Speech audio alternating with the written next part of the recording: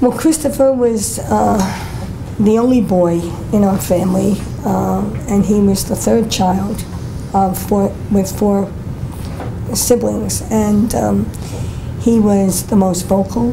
He was very intelligent. He had a wonderful memory, so he didn't study much in school because he could read something and remember it.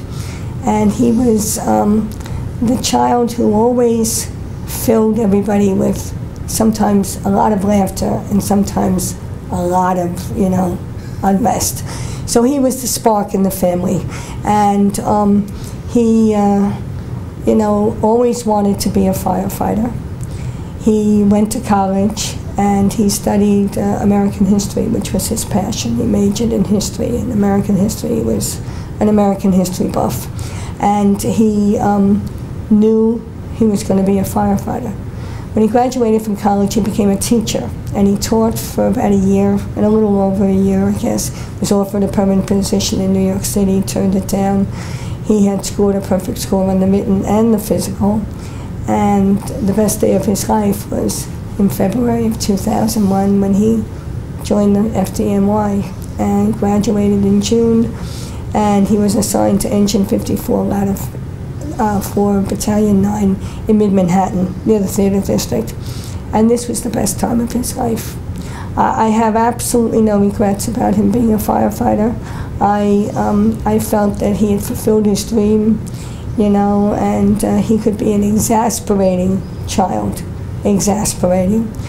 But that spark was missed profoundly by all of us when he died. He was on September 11th, he was down at Ground Zero, and he was one of the 343 firefighters who died. So I think about him every day. I miss him every day. He's still around in another dimension. When he was little, I have a terrible sense of direction, and he promised me that he was going to get me a kit car that was, from the Knight Rider, because the car talked and it, gave me directions, and he said, I'm going to get you this kind of car. Of course, now you have these things in your car that get you where you want to go, and I'm very grateful for that because I don't get as lost. But when he died, I said to him, listen, Christopher, you can't tell me how to go, but you can get me parking places. And when I ask you, I expect you to get me a parking place. Now, in the early days, I would say to Christopher, I'm going to give you half an hour. Your mother's tired, I don't want to be going around the block, and in New York City, parking is really horrendous. It's not bad, it's horrendous. But I would find a parking place every single time I asked. And Al would say to me, what's wrong with you? Are you really deaf? Do you really think there's something the matter with you? But I would get these parking places. And now Al, all these years later, says, don't forget me, Christopher, I need parking places too, because I still, when I give him a chance to kind of maneuver, and no matter where we are, no matter where we go, if I say, Christopher, I need a parking place, somebody moves their car and we move in. So I feel he's around. I feel he's around. Well, she's telling you the truth, because for a long time that was happening, and and at first I just kind of, okay, And she said, go down a block, make a left, and there'll be and sure enough, I had once, twice, and this happened, a lot. And as Maureen said, after a while I really started to believe in it. So somebody's watching over us, and we have our own special angel. We miss him a lot. We talk about him all the time. His picture is all over the house. I mean, we've got memorabilia everywhere. My grandchildren, who were all born after 9/11, September, 2001, feel that they know their uncle, because his picture is there, his statues are there, and memorabilia, and we talk about him, and they actually feel that they know him, that they know of him, they know him, and so it's not like he's, like an empty chair, like some people, say, well, we'll leave an empty chair for. He's there, he's with us, and he's there all the time, and as I said, we miss him a lot. And it's just unfortunate that you're in, you know, you don't choose to be where you're supposed to be and how it's supposed to be, but he was in the wrong place at the wrong time, I guess. And he had been working the night before. He had left, you know, to go on shift at 6 p.m. on the night before, and he was working for somebody else. And on September 11th, it happened to be Maureen's first day, official day of retirement. She had retired in the end of June from teaching, and this was the first day back for the kids in school in New York City, and as well as being primary day. So it was going to be our first day of retirement. I had retired the year before, and just about 8:45 in the morning, we got a call from my son-in-law, who was working in Manhattan at the time, and he said, turn on the TV, a plane hit the Twin Towers. So, you know, we got up, we turned it on, and we, like many others, thought that it was just an accident, you know, something happened, and how could this guy not have seen these buildings? He must have had a heart attack or something, you know.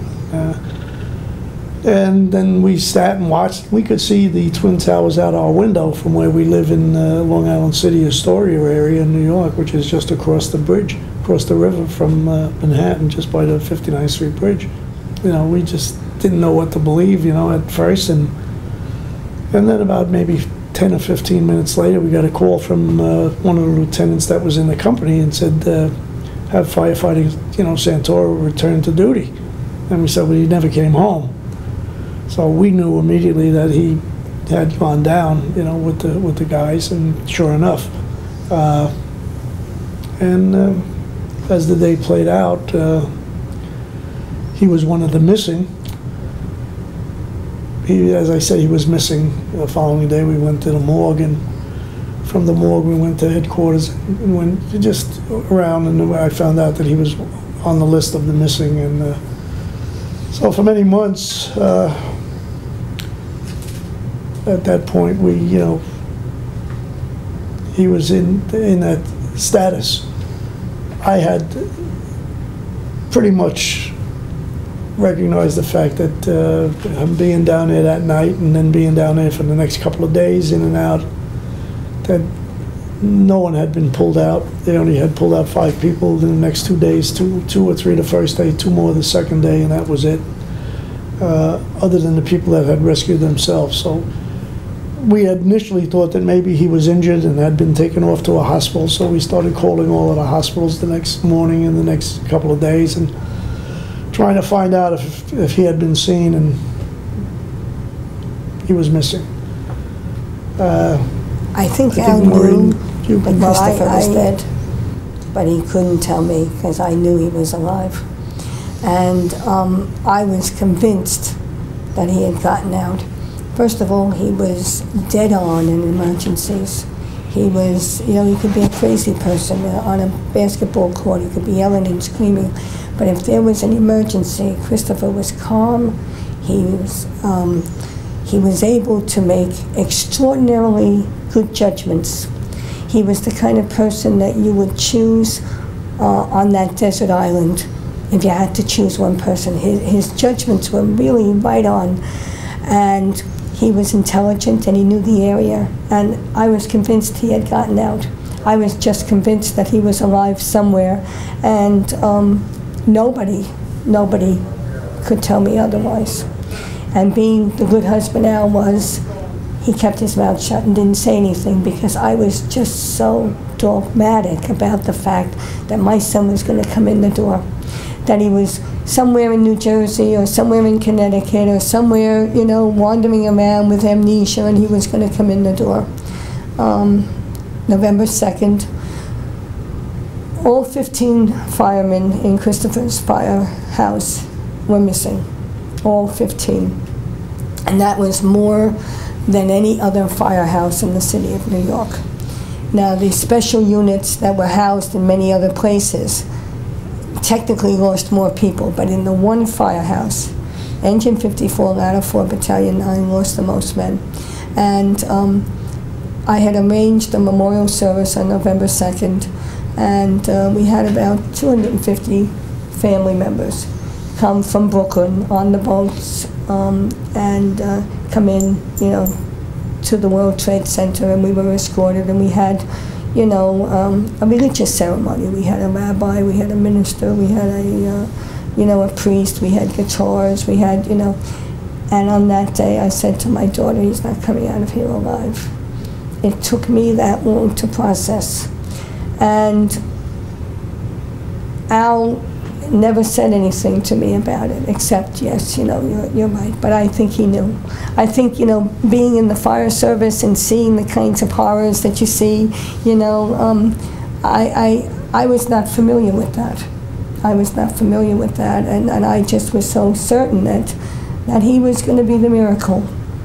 And we had an interesting situation because right after September, they found the body of a firefighter, and they identified him as the chauffeur from Engine 54, where Christopher was assigned. And so early in October, they had a funeral, and all the 15 families, they came along with thousands of others, and the firefighter family is probably the most extraordinary group of people I have ever encountered.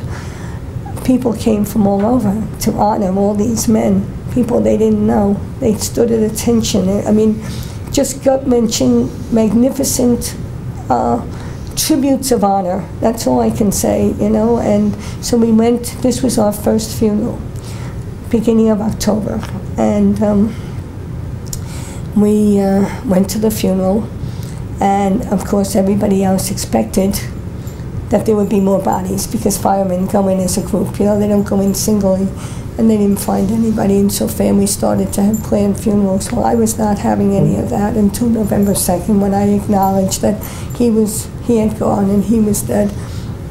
Now we were in the situation where Al knew so many who had died, and he knew the fathers of the firefighters whose kids, had died. We must have gone to 75 or 80 firefighter funerals, and October 2nd we had to decide when we were going to have a memorial service. And that was another unique thing about September 11th. There were no bodies. You couldn't have a funeral without a body.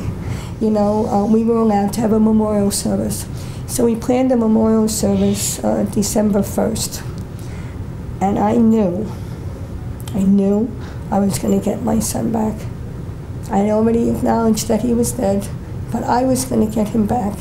I was going to get my boy back. And 3 days before our memorial service, the medical examiner came to the house. All of the big brass were in my apartment. The medical examiner, the mayor's representative, everybody was sitting at the table, and when I sat down, they said, "We made a terrible mistake. We buried your son in somebody else's grave." And the grave he was buried in was Jose Guadalupe, the chauffeur, the very first firefighter funeral that we went to.